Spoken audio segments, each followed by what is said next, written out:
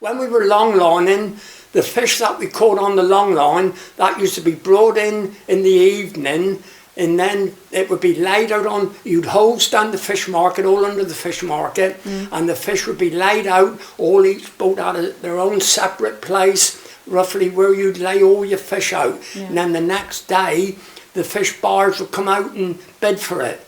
But it was a bit back then, like it is now, it was all a bit of a ring, because you had 4 fish buyers in Looe, and before they would come on the market, they would go in and have a talk together, have a cigarette in a store, and they would discuss and decide on a price. That if you wanted a certain price, you might get it, you might not, because they wouldn't bid against each other. They were all in a ring, like, and then share it out when they bought it. Yeah. And that it was really not all that special. We had the biggest catch on the Eileen of turbot ever brought into Looe, 333 turbot. That was one long lining trip, like, you know, 48-hour trip out. But the pilchard drifting used to take over after the long line. When the summer had come on, when it got to June, July, it was too hot and too dangerous to go out and shoot your long line, because there was always French trawlers there, and they would trawl through your gear and tow it all away. Always Frenchmen out there whenever you went out there. So we used to wrap up the long lining, and then we would go summer drift netting for the pilchards and that then. And that would mean going out at about 3 o'clock in the afternoon, might be 4 o'clock, and you'd motor around looking to see what you could see.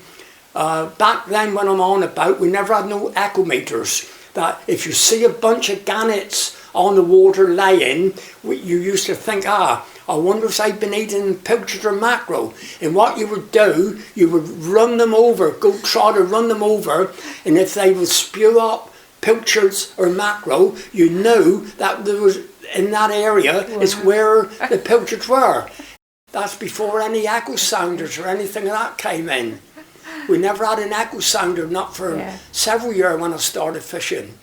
And night times, you might laugh, well, the only way we could find them night times, if we wanted to shoot a second time like you would quite often, if you didn't have many the first shoot, you would go up on the bow of the boat and kneel down with a half underweight and make off every light in the boat except the little small masthead light, and you'd steam along. And as you were going along, you'd go bump, bump, bump, what you call brining, and it would be phosphorus in the water if the pilchards were there.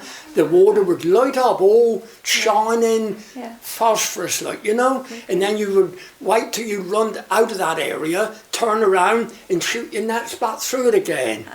And that was the only way we ever could find the pilchards and that to start with.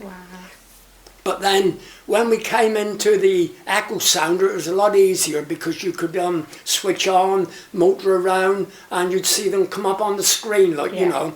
It was a bit Dad's Army type of thing, but they were about, back then they were 400 quid, which was quite a lot of money back then.